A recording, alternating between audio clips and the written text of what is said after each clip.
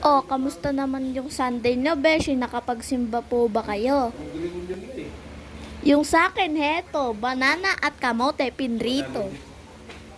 Masarap yan. Ganyan lang yung slice, Beshi. Tapos, masustansya pa. Healthy. Oh, siya. Magprito na tayo, Beshi, para matapos na. Ayan po, oh. I-deep fry siya dyan. Hintayin hanggang maging golden brown.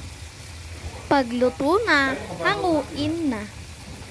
Lagay mo dyan, Beshi, sa strainer para tumulo yung mantika. Ayan o, ang brown. Tapos, ganun rin ginawa sa banana, syempre. Ang bango niyan ng piniprito, amoy masarap. Pagkatapos pala lutuin ay nilagay na sa pinggan, ganyan.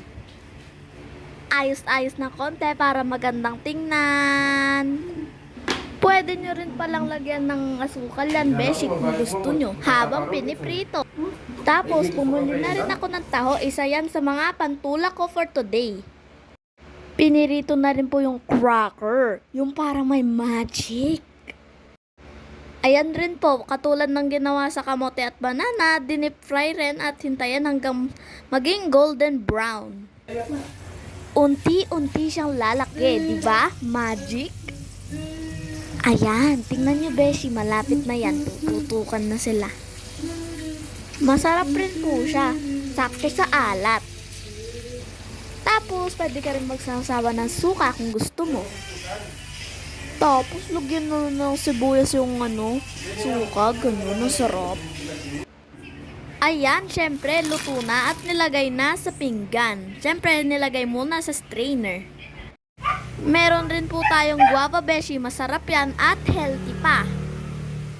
In-slice lang po yan ganyan no. Last na bunga po siya sa likod. May dumaan nga po palang ice cream.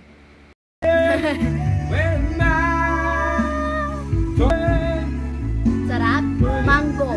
10 pesos lang po. At syempre, na-enjoy ko ang aking Sunday. Kasama si mama at tatay. At syempre, magsimba muna kayo ha. Bye!